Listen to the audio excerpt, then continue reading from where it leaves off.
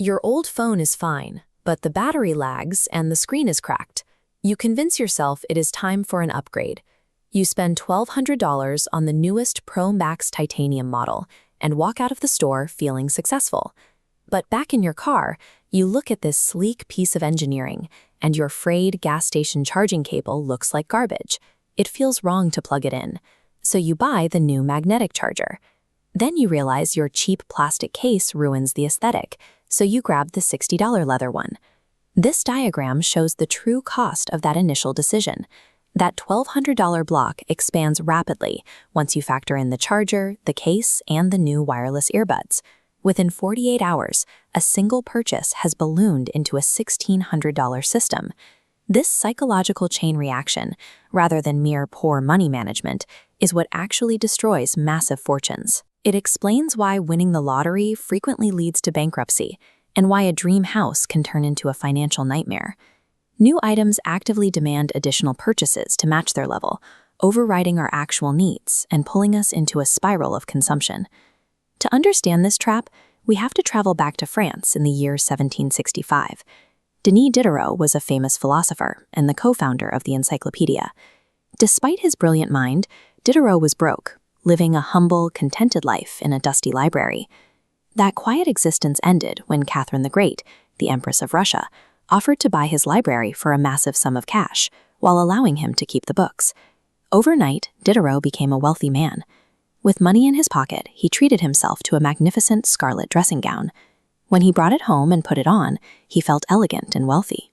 But sitting down at his desk to write, the beautiful new robe made his scratched, rotting, ink-stained wooden desk look pitiful. The visual contrast was painful to him. Diderot replaced the rotting wood with a beautiful mahogany writing table to match the elegance of the robe. Now the robe and the desk looked perfect together. Sitting at his perfect new desk, he looked down. Compared to the rich mahogany, his old threadbare rug looked like a rag. To fix the floor, he brought in a plush, expensive Damascus rug. The rug made his curtains look cheap, so he replaced them. The curtains made his wooden chair look like firewood, so he bought a leather armchair. He bought new paintings and sculptures, obsessing over the unity of his room until he had replaced every object he owned and was broke once again. Diderot documented his ruin in an essay, writing, "I was the absolute master of my old dressing gown, but I have become a slave to my new one." This is the Diderot Effect. Introducing a single status item triggers a spiraling consumption loop. Modern marketing weaponizes this exact psychological trigger to pull money from your wallet, making the Diderot effect even more dangerous today than it was 300 years ago. High-status purchases, like a luxury car, act as upgrades to your internal self-image, a psychological mechanism called identity consistency. As humans, we crave coherence and work to align our external world with our personal narrative. This graph shows how that functions. The luxury car acts as an anchor item. It shifts your lifestyle baseline upward, leaving your older, everyday possessions trapped far below this new standard. That gap creates severe psychological tension. Your old wardrobe or cheap furniture feels incorrect because it clashes with the person who drives the new car. A desperate psychological need to maintain coherence in our personal story, not a genuine desire for more things, drives the subsequent spending spree. You spend cash just to relieve that tension. Upgrades often function as downgrades in disguise. When you buy a pristine, expensive white couch, you stop living freely in your living room out of fear of a spill. You stop being the resident of your home and start servicing your objects like a museum curator. While we can't completely avoid buying nice things, we must build mental firewalls to protect our identity baseline. This visual represents the hidden math of the first strategy, predicting the full system cost.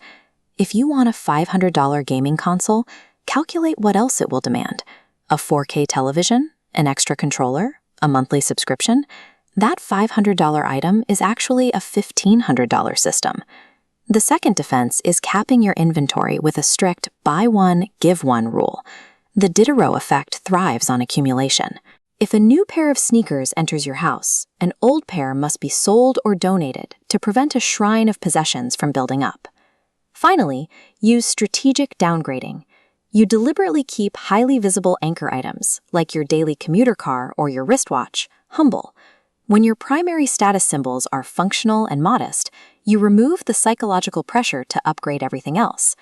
Driving a reliable, older truck gives you the freedom to wear jeans and eat a messy lunch in the front seat without clashing with your identity. Cultivating a low-maintenance identity is the most profitable asset you can own. It allows you to quietly stack cash while everyone else goes broke curating their museums, ensuring you remain the master of your life.